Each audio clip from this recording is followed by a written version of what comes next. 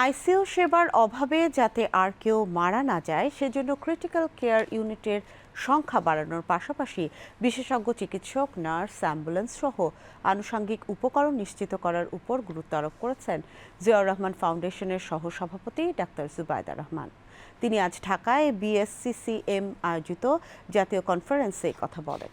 অনুষ্ঠানে স্বাস্থ্যমন্ত্রী সরদার মোহাম্মদ সাখাওয়াত হোসেন এবং সমাজ কল্যাণমন্ত্রী অধ্যাপক ডাক্তার এজেড জাহিদ হোসেন সহ স্বাস্থ্য সেক্টরের বিশিষ্টজনেরা উপস্থিত ছিলেন। বক্তারা স্বাস্থ্যসেবা নিশ্চিতে আইসিইউ শয্যা বাড়ানোর পাশাপাশি হাসপাতালগুলোতে ক্রিটিক্যাল কেয়ার কোর্স চালুর উপর জোর দেন। রিপোর্ট দিনার সুলতানা। দেশে আশঙ্কাজনক হারে বাড়ছে ক্রিটিক্যাল কেয়ার বা নিবিড় পরিচর্যা সেবার সংকট।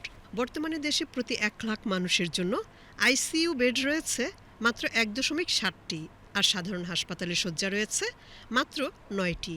64টি জেলার মধ্যে 38টি জেলায় নেই কোনো ধরনের নিবিড় পরিচর্যা কেন্দ্র।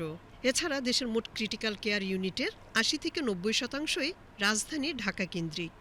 Bangladesh society of clinical care মেডিসিনের জাতীয় সম্মেলনে এমন তথ্য তুলে ধরেন জিয়াউর রহমান ফাউন্ডেশনের সহসভাপতি ডাক্তার জুবাইদা রহমান।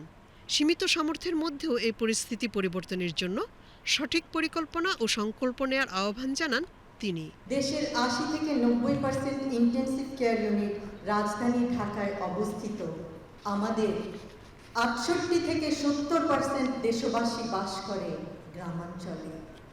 তাহলে তারা কিভাবে ক্রিটিক্যাল কেয়ারের মতো সেবা পাবে? কেউ অসুস্থ হলে তার জন্য কিভাবে সর্বোচ্চ চিকিৎসা সেবা প্রদান করা যাবে? নবজাতক শিশু, অন্তঃসত্ত্বা মা, নিউমোনিয়া বা স্ট্রোকে আক্রান্ত বয়োবৃদ্ধ অথবা সড়ক দুর্ঘটনায় আহত তরুণ সকলেই ক্রিটিক্যাল কেয়ারের অভাবে শীঘ্রই মৃত্যুর কোলে ঢলে পড়ছে। কিন্তু নিঃসন্দেহে পরিস্থিতির পরিবর্তন সম্ভব। আমরা সংকল্প গ্রহণ করলে আর কোনো দেশবাসী তার গুরুতর শারীরিক অবস্থার সময় বিনা চিকিৎসায় মৃত্যুবরণ করবে না। দেশের সাধারণ মানুষের চিকিৎসা সেবা নিশ্চিত করতে চিকিৎসকদের পেশাগত নৈতিকতা, সময়ানুবর্তিতা এবং জবাবদিহিতা বজায় রাখার উপর জোর দেন স্বাস্থ্যমন্ত্রী। একই সঙ্গে চিকিৎসকদের নিরাপত্তা নিশ্চিত করতে সরকারের নেয়া যুগান্তকারী পদক্ষেপের কথাও জানান তিনি। যতক্ষণ না পর্যন্ত আপনারা ডাক্তাররা আপনাদের এথিক্সটাকে আল্লাহর পরে রোগীর কাছে আপনাদের সুন্দর ব্যবহারকে আপনারা সঠিকভাবে দায়িত্ব পালনে নিহিত না করবেন, ততক্ষণ পর্যন্ত হাজার হাজার লক্ষ কোটি টাকা খরচ করেও আমাদের এই বিশাল জনগোষ্ঠীর কোনো উপকারে আমরা আসতে পারব না। গ্রাম এলাকায় যারা কর্তব্য পালন করবেন ডাক্তার সাহেব এবং অন্যান্য স্বাস্থ্যকর্মী, তাদের জন্য বিশেষ আলাদা প্রণোদনার ব্যবস্থা আমাদের মাননীয় প্রধানমন্ত্রী বাজেটে ঘোষণা করেছেন।